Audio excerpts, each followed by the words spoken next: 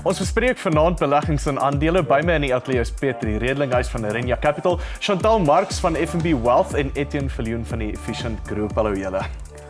Etienne, in 'n bedrukte mark doen aandele natuurlik baie sleg. Sasol is een van die aandele wat natuurlik vir ons uitstaan. Wat presies gaan daaraan? Ja, beleggers was regtig nie gelukkig met wat gebeur het nie. Sasol het 'n paar dae terug aangekondig dat die Lake Charles chemiese projek nou nog so wat $1 miljard meer gaan kos as voorheen begroot. Hulle is veral ongelukkig daaroor omdat die projek veronderstel is om 96% klaar te wees. En dit nog 'n 8,5% verhoging is. So daar's groot vraagtekens oor bestuur, hoe die berekeninge en skattings gedoen is. Dit maak natuurlik dat die verwagte opbrengskoers nou tussen 6 en 6,5% gaan wees wat nie baie aanloklik is nie. En ek dink dit gaan 'n ruk vat voor die vertroue weer terugkom. Definitief op die oomblik word daar baie min ingeprys van die waarde van die projek. Ek dink suiwer daardie $1 miljard moes omtrent R22 per aandeel gewees het, maar ons het die aandeel omtrent R60-70 per aandeel afgekom. So dan wat julle advies dikwels so beleggers in so omstandighede? 'n Besigheid, is hierdie 'n korttermyn hekkie wat hulle moet oorkom, of is hierdie so 'n groot fundamentele issue binne in die aandeel dat beleggers eintlik moet wegskrik vir die aandeel? So mense moet gaan kyk wat verkeerd geloop het en wanneer dit verkeerd geloop het. En dit lyk asof die probleme by Lake Charles al begin het in die beplanningsfase. Daai projekbestuurder, daai ingenieur en daai hoofuitvoerende beampte is nie eens meer met Sasol nie. Dit is nie meer hulle werk nie meer daar nie. Ja. Daar's nuwe mense daar en deel van hoekom hulle hierdie agtergekom het in die eerste plek is omdat hulle nuwe ouens in Louisiana op die grond gekry het om na dit te kyk. Dan moet mens kyk, het die projek fundamenteel Sasol se beleggingsaantreklikheid verander en het dit 'n fundamentele druk op hulle balansstaat? Is hulle skuld te veel? En die antwoord vir Sasol is, sy skuld is nie te veel nie, maar sy opbrengste gaan dalk aangetast word vir die volgende paar jaar. So, mens moet so versigtig wees. Ek dink ons weet ook nie 100% hoeveel nuwe inkomste hierdie projek vir hulle gaan gee as hulle nou eers gedoen is nie. So ek dink daar's baie frustrasie wat die mark uitspeel, maar snaaks genoeg ons sien die aandeleprys kom af na 360 toe. Daai vlak was nou al vir jare baie sterk koopvlak geweest. So miskien is dit 'n geleentheid om jy weet die frustrasie wat die mark nou uithaal op die aandeel, is miskien 'n geleentheid vir ons om vir die langer termyn te koop en te wag vir hierdie value unlock wat Lake Charles sal gee. Koos by Aspen, ook 'n mediese of farmaseutiese maatskappy natuurlik. Dis ook 'n sikliese maatskappy, dikwels hang af wat se patent nou goed gestaan is of wat se patent jy nou verloor het. Is hierdie 'n patent issue of is hierdie 'n ander issue? So dit is 'n skuld issue.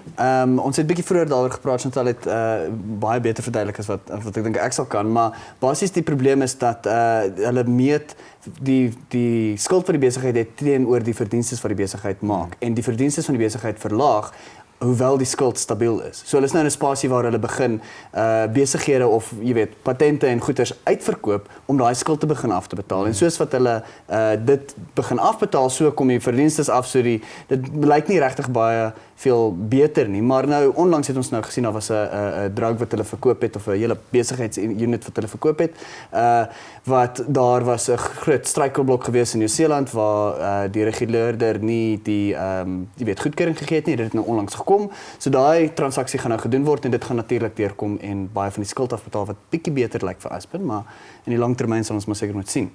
Etienne, natuurlik daar's ook toppresteerders binne die mark. Een aandeel wat ek self nie geken het, ek moes daaroor gaan oplees, is Wirecard. Wat presies doen hierdie maatskappy? Ja, dis basies 'n fintech maatskappy, genoteer in Duitsland.